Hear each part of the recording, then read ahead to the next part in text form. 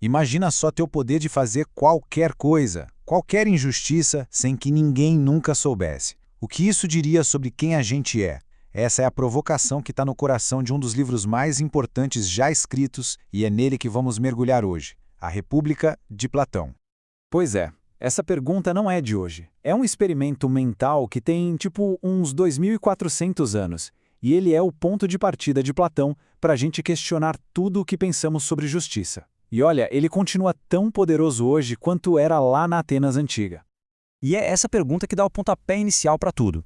Ela começa um debate daqueles em A República, onde Sócrates e seus amigos tentam descobrir o que é, afinal, a justiça de verdade, não só de fachada. No começo, a conversa é bem pé no chão. Céfalo, um senhor já de idade, dá uma definição bem simples. Justiça é falar a verdade e pagar o que se deve. Para ele a coisa é prática, sabe? É um medo do que vem depois da morte que motiva. Quem não deve nada a ninguém, nem aos deuses, nem aos homens, não tem por que temer o além. Mas aí entra Sócrates em cena. E quem conhece Sócrates sabe que ele não aceita respostas fáceis. Ele joga na roda uma pergunta que quebra essa definição. Ok, mas e se um amigo que te emprestou uma arma enlouquecer e a pedir de volta? Seria justo devolver? Com isso, ele mostra que regras simples nem sempre funcionam. O desafio é encontrar uma definição de justiça que valha para tudo.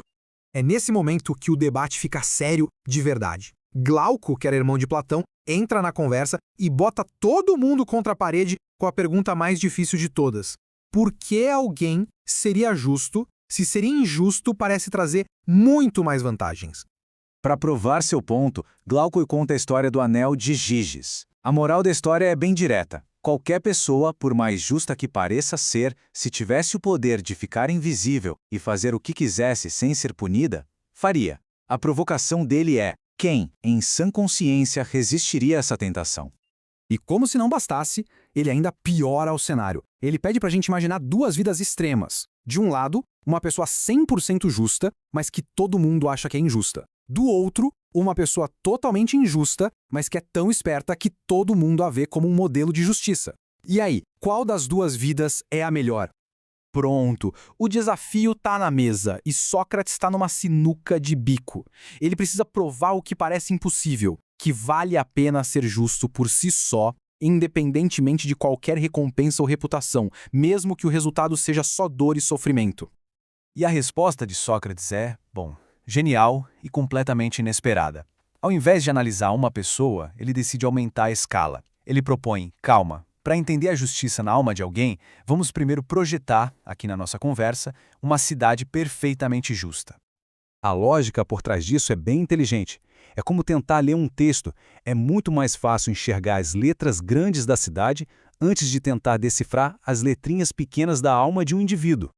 Para essa cidade funcionar em perfeita harmonia, para cada um aceitar seu papel, Sócrates propõe uma ideia bem polêmica, uma nobre mentira.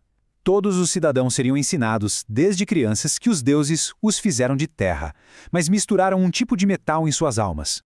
E esse mito criaria a base da sociedade. Quem tem ouro na alma, nasceu para governar com sabedoria. Quem tem prata, os auxiliares, para proteger com coragem. E quem tem bronze e ferro, esses são os produtores que sustentam a cidade toda com seu trabalho, cada um no seu lugar, segundo sua natureza. Ok, a estrutura da cidade está montada, mas isso não é o suficiente. Para um Estado ser justo, ele precisa de uma abordagem radical sobre educação e cultura.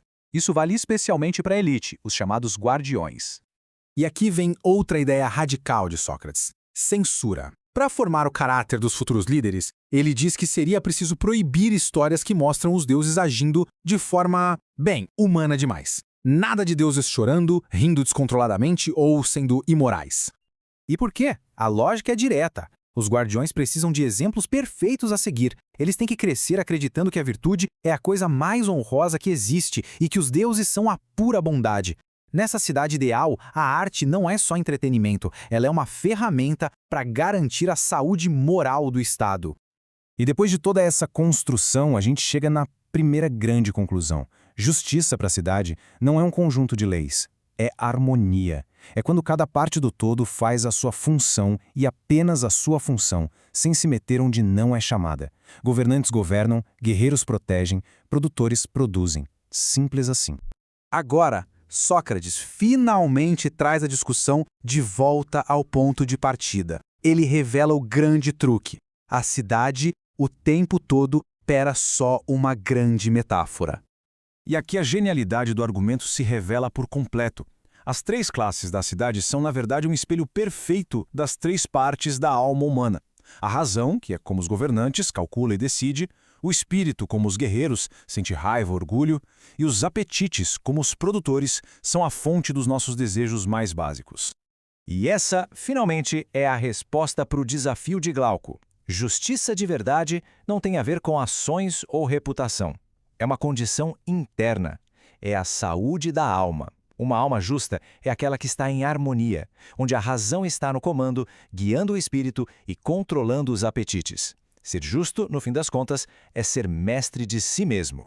Para fechar o raciocínio, Platão nos deixa com uma das alegorias mais poderosas de toda a história da filosofia, que mostra justamente essa jornada difícil da alma em busca da verdade e da harmonia. A famosa alegoria da caverna. A ideia é a seguinte: imagine pessoas que nasceram e cresceram acorrentadas no fundo de uma caverna, olhando sempre para a mesma parede. Atrás delas tem uma fogueira, e tudo que elas veem na vida são as sombras projetadas na parede. Para elas, o mundo, a realidade, é só isso: sombras. Agora, o que acontece se um desses prisioneiros for solto e forçado a se virar? A luz do fogo vai doer nos olhos. Ele vai ver os objetos reais que criavam as sombras e vai ficar confuso. A verdade, a princípio, é dolorosa, e a primeira reação é querer voltar para o conforto do que já se conhece, por mais que seja uma ilusão.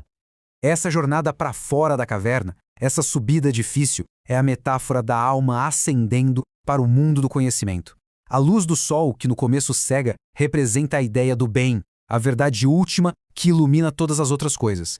É um caminho árduo, mas que revela o mundo como ele realmente é.